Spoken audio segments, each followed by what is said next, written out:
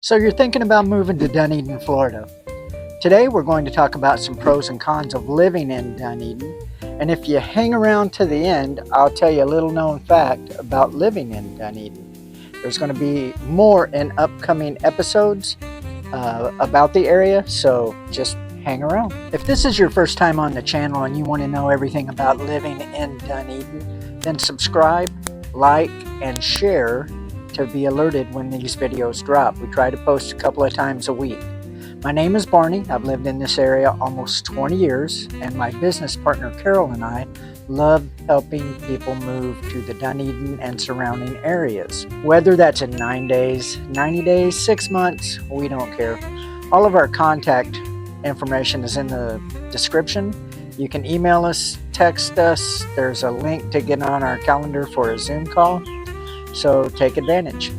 And now we'll get to the pros and cons.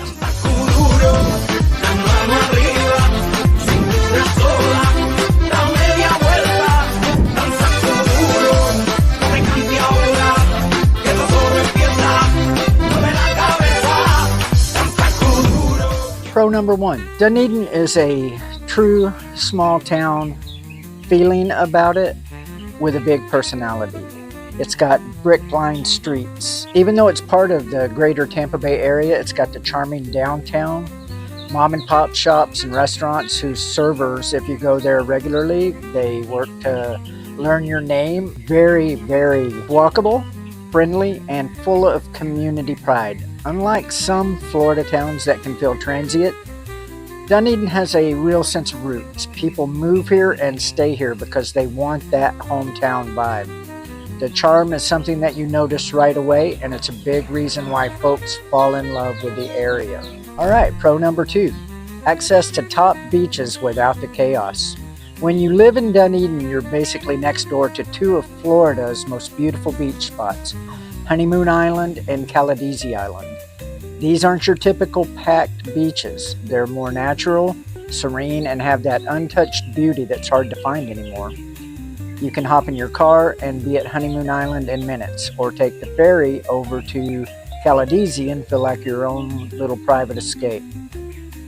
For residents, it means that you don't have to fight the chaos of Clearwater beach crowds every weekend to enjoy the sand and the Gulf waters. I've done the ferry, and that's a lot of fun. And occasionally you see some sea life associated with that, whether it be dolphins, a manatee, whatever, but it's very peaceful. Honeymoon Island is the same way, and you can drive to it. There's plenty of parking, lots to see and do, and there's some history to it that we'll get to in just a little bit.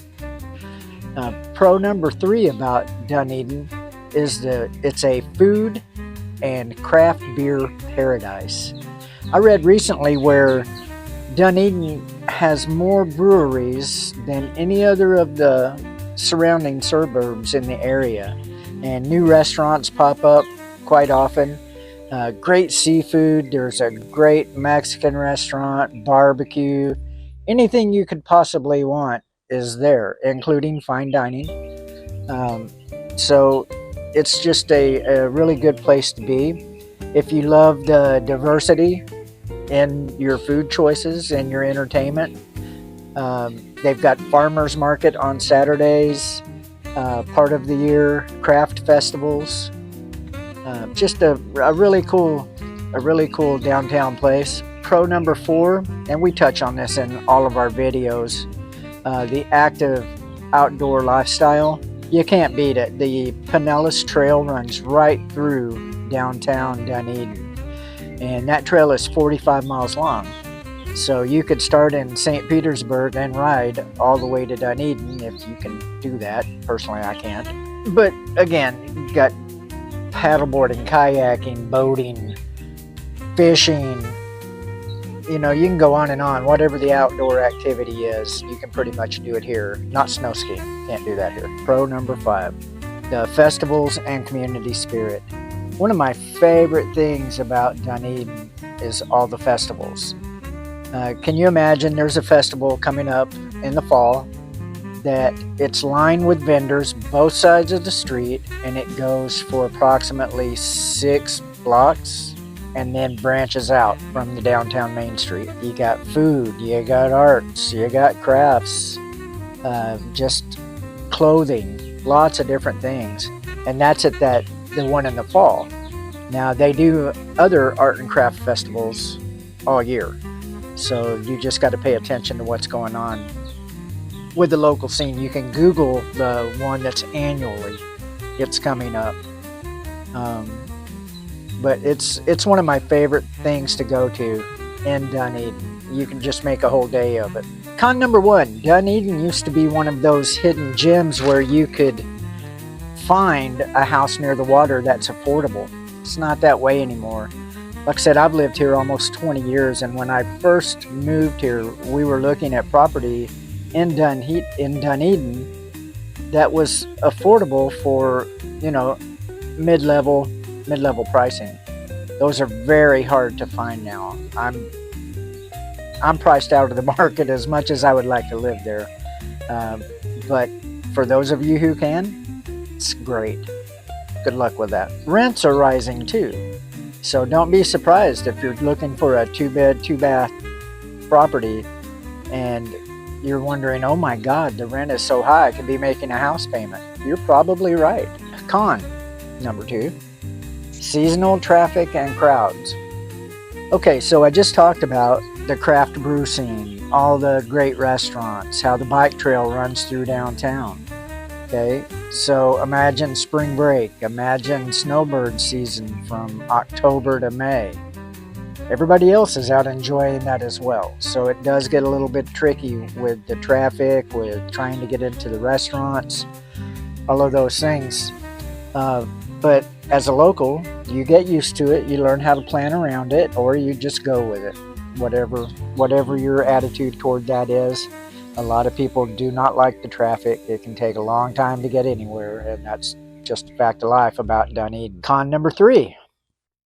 Again, something we talk about in almost every video. Humidity, hurricanes, and heat.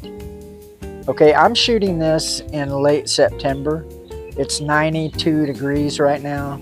Humidity is probably in the 80% range. There is a nice breeze blowing, but I'm acclimated, so I'm not sitting here just with water running off my face and soaking my shirt and all those wonderful things that you get in the heat and humidity. The hurricanes. This time of year, mid to late September, is actually peak hurricane season in where we live in the St. Pete-Clearwater area. So you just never know. Last year we had 2 strong ones, 1 mild one, 2 strong ones, all right back to back.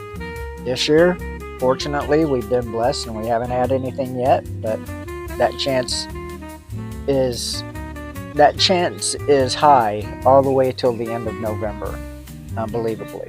Con number 4, limited job market.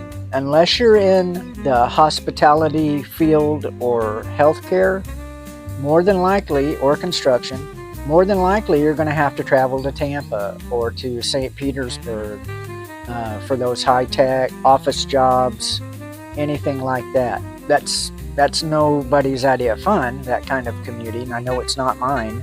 I recently entertained a client who is from Connecticut, and they've been doing an hour commute each way every day. I don't want that. They don't want that. So we're looking in places that they can be to work relatively quickly, and I mean within 20 to 30 minutes. That's about as much as I want to commute as well. But the job market drives that, unless you're retired. You don't have to worry about it. Con number 5, small town size can feel limiting. The same thing that makes Dunedin charming, its small town feel, can also feel restrictive for some. If you're used to the big city vibe with the shopping, the dining, all these different choices, and I mean more than Dunedin has, it might feel a little bit sleepy for a while until you adjust. The downtown is lively, but it's not huge, and you might find yourself driving to Tampa or St. Pete just to get a little bit more variety with what you're used to if you're moving from somewhere that's larger. Okay, So that's the pros and cons. Now, if you're still here, thank you. I appreciate you staying around to the end. Now, for that little known fact, and I didn't know this myself until I was looking for a little known fact. Dunedin is actually home to the first official designated honeymoon island in the United States. In the late 1930s, a developer named Clinton Washburn marketed the island, and it was then called Hog Island, as a romantic getaway spot for newlyweds. He built a series of thatched honeymoon cottages, and the marketing campaign was so successful that it became known nationwide as Honeymoon Isle. Today, of course, it's Honeymoon Island State Park, one of Florida's most popular natural beaches, but many locals don't realize it was essentially America's first honeymoon destination. How about that? Anyway, thanks for watching. I do appreciate you tuning in, and I hope you do subscribe, like, and share this with other people. Eventually, I'll get better at this. But anyway, thanks for watching. Stay safe out there.